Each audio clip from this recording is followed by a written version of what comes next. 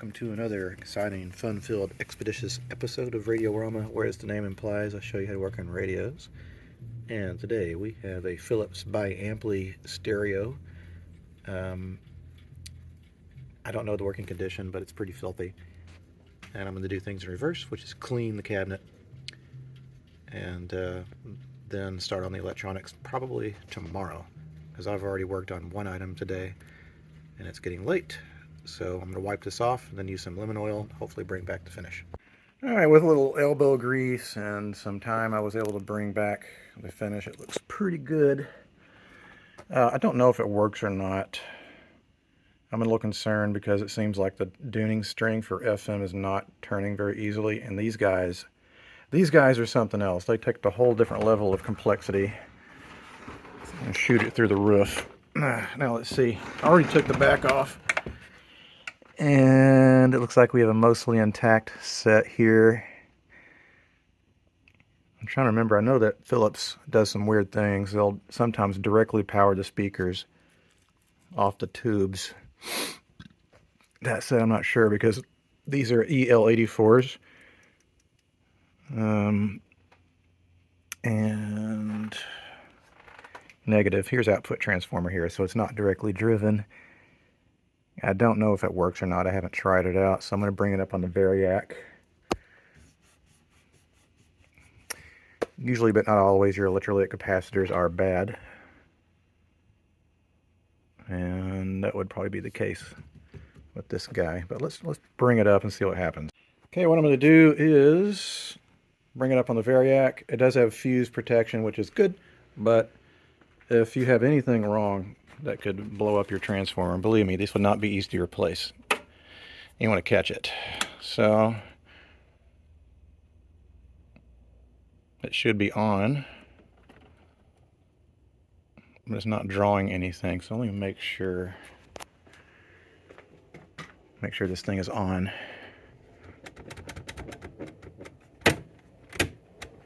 Sometimes the switches get stuck on these guys. I don't see any pilot light, and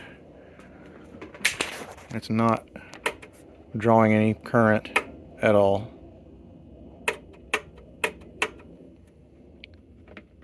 That is unless the plug is bent. Let's try this. Alright, the plug was not making good contact. So it is drawing something, but not much. And you see how the needle keeps on going back down as I adjust it. If it was short, it would dramatically go up, and we're now at 60%. And we're still not drawing much, so I think it's safe to say we could probably just go ahead and go the rest of the way and see if we've got tubes. Alright. Tubes are glowing. There's no...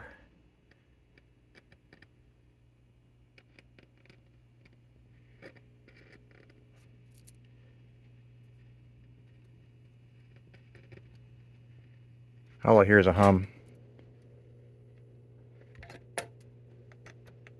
Probably the electrolytics are shot, so there's no sense in keep on powering this. You could do damage. Good news is that audio works. Man, I don't know why I do these things. These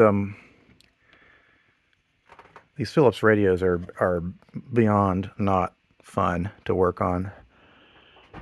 But I'm going to drag this chassis out of here and see what looks like is going underneath. Well, there is one nice redeeming thing about this radio, which is you can access all the guts without having to take the chassis out, which is good. It'll make it easier for rebuilding, and I can at least diagnose it without having to make a mess of taking it out of there. So we could probably rebuild it as is with having to take the chassis out. And what I wanted to do is replace the two electrolytic capacitors that are here. I can see there's just a little bloating under the bottom side of this capacitor. Usually when you see that, that means that the electrolyte in the capacitor has started to leak and bulge. We've also got this guy here, and we've got some bulging on the end here. Not a good sign, so we'll replace the three electrolytic capacitors here and see if we can get it to work. We've done the bare minimum. Both the electrolytics have been, well, all three of them have been replaced. That'll probably stop the humming, but of course we have a bunch of old caps that are still in here. These guys, some mustard looking thing, they're just paper caps. They're just coated in some sort of goo. So there's quite a few of those in here. We've got a few small electrolytics that need to be replaced. It's not near as bad as some of the earlier Philips I've worked on that have these nasty tar looking caps that are hard to read. So this is not near as bad as some of the earlier ones. Well, I'm not going to get very far possibly tonight, because when I looked in here, initially it was missing a bunch of tubes, and I misread this label. I thought there was two EF89s. There instead is an EBF89, which I think is the equivalent of a 6DC8 in American tube types. Two totally different kinds of tubes, so it's not going to work with the wrong tube in the wrong socket. So let's see, what time is it? It's only 5:30. I bicycle over to the museum and get the tube. Well, I bicycled over here and I got my tube on my vintage Schwinn Metro cycle, which weighs a shit ton, so I'm all out of breath, but we got the tube. So I go back home and stick it in the radio, see if it works. All right, instant improvement.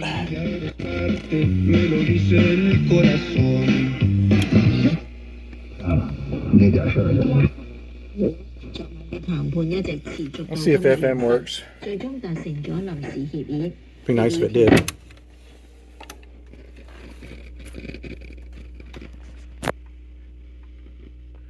Of course, there's no antenna connected. Usually that tube right there is a problem. And it feels pretty cold, so it might be messed up.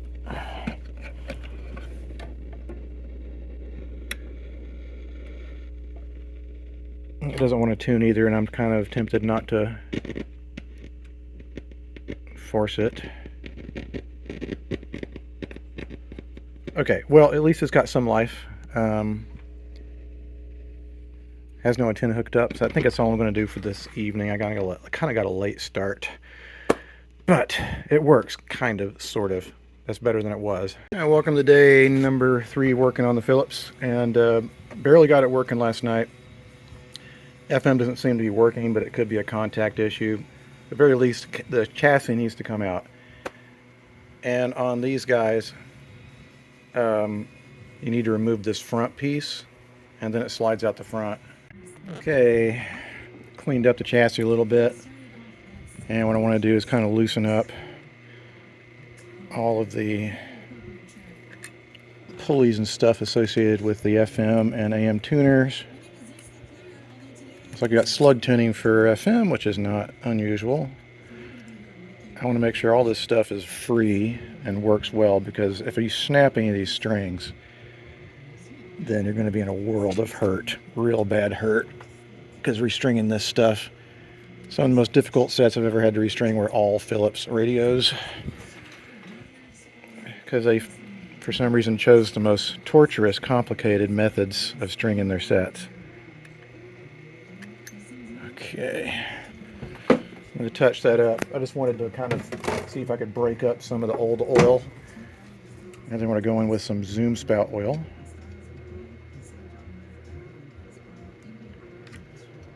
Because that WD-40 will evaporate. So I want to make sure that this will move very freely for years to come. Just touching everything that moves. Alright, that's AM, that's working good. Okay, that seems to be working better.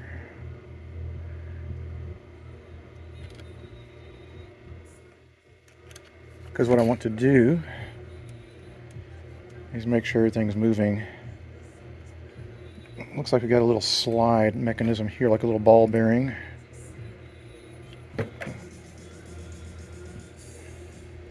There, that's moving much more smoothly. So I'm going to alligator clip the speakers back in. This has no antenna connected, and I think that is probably FM. Where's the FM antenna? FM.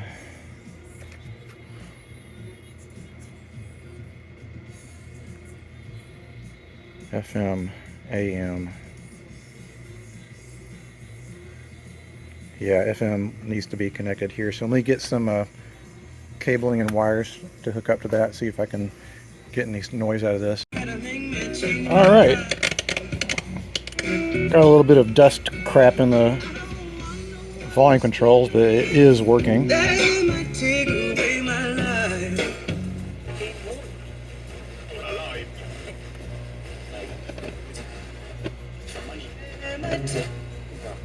For just $25 a month for...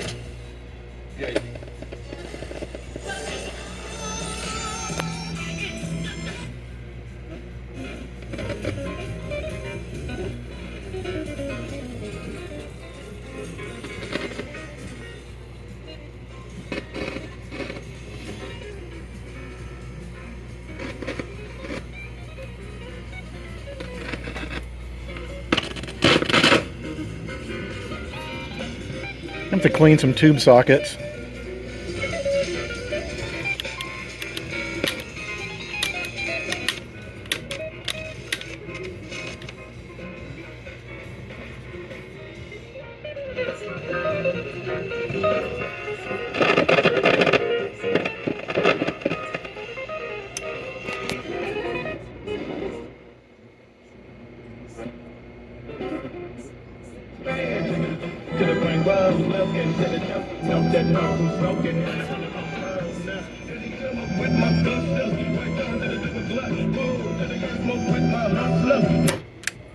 For some reason my pilot lights aren't lighting. I could have a break in that wire to figure out why that's not lighting. That's annoying. But the good news is that AM and FM now work. And they work relatively well, even though most of the old capacitors are still in the circuit. It's going to get better as we replace more and more of those leaky old capacitors. The performance will improve. I'm also going to clean a lot of the tube sockets because there's a lot of cracklies going on here. Hey, welcome to day 4 of working on the Philips, and now here comes the unfun part. You replace the paper capacitors, which are like these guys. And there's a decent amount of them in here. There's also a couple of small electrolytics. They probably also needed to be replaced.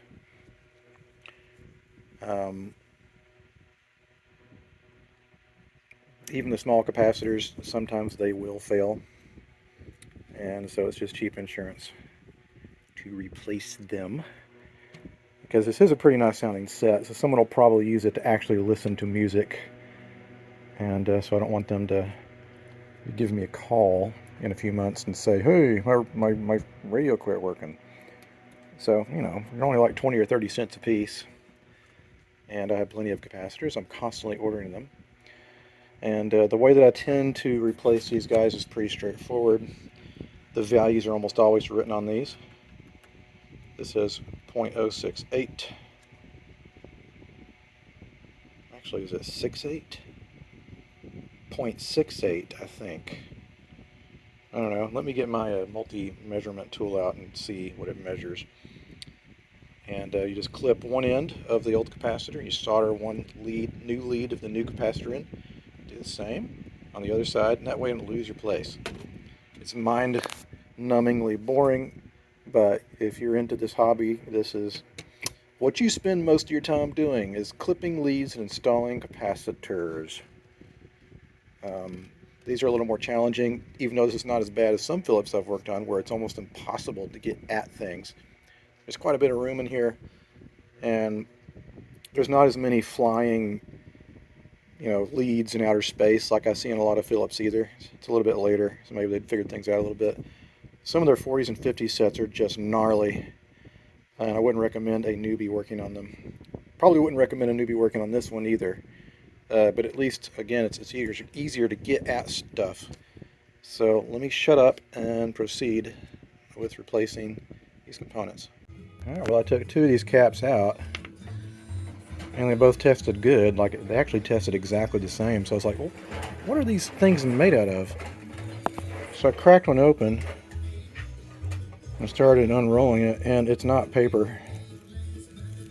This is Mylar plastic. Usually that means they're going to be perfectly fine. So I guess I'm just going to, that's nice. That's going to save me all kinds of time. I'm going to make sure and clean up this piano keys a little bit more, and then I want to also add an audio input feature. This guy does have a selector, I believe, for, I can't remember, probably tape. Let's see, broadcast, long wave, phono, pickup. Okay, it has pickup. We'll just run through the tape, the record player input. Well, I got the whole thing recapped, and now it's making this pretty nasty humming noise. And the thing is that I tested the output tubes in it, and they all tested bad. They basically tested like shorting like crazy. Also, did I just imagine something? Did I just see that damn resistor smoke?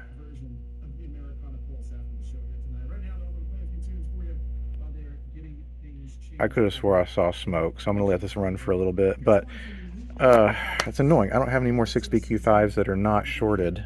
I went through all my stash, and I'm not sure why I keep on putting them back in there. But they're all bad, so I have no way of knowing whether or not that's causing the hum. They're shorted and probably gassy, which is not good. They're gonna pull a lot more current, which is not good for the set. I don't see any smoke. Anyway, the transformer is running cool, so I know there's nothing.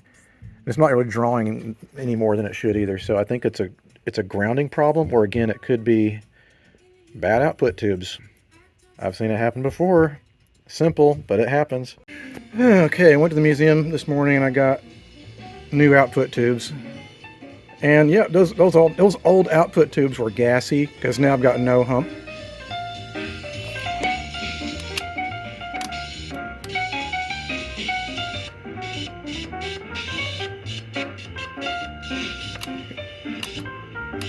I've got a dirty contact here.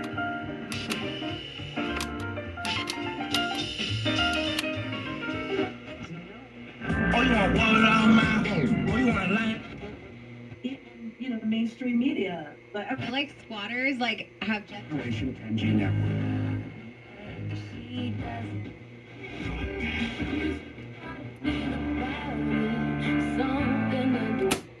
Alright, so now I'm going to add the audio input again, since it wasn't working before. It sounded like garbage. That's crazy. I spent probably an hour last night trying to figure out why it was humming, and it was just the tubes. It's kind of like the Carl said in Sling Blade. Think of the simplest things first. Okay, I've got right and left channels wired up, and it's operating in true stereo.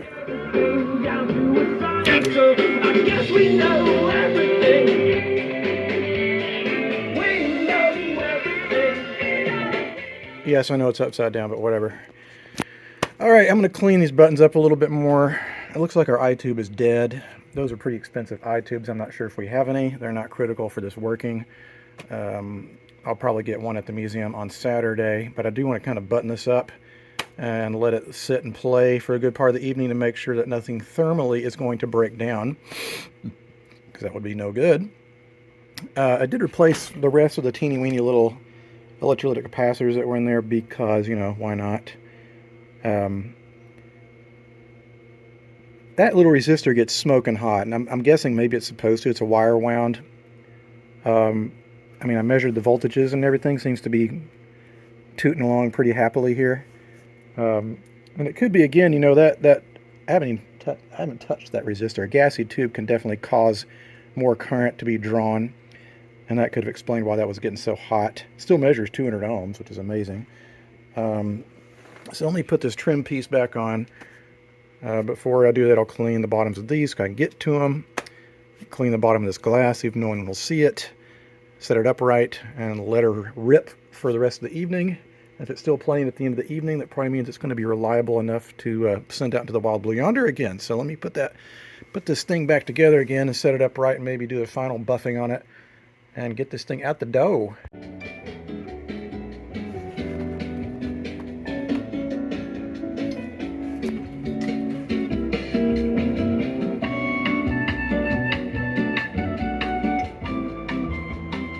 Sounds good.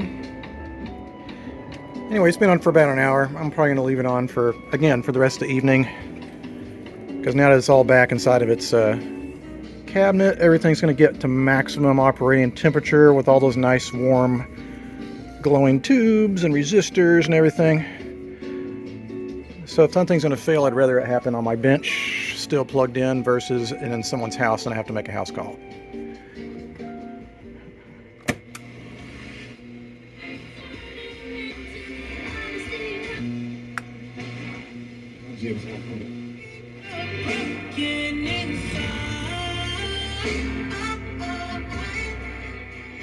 Anyway, guys, thanks so much for watching another crazy episode of Radiorama.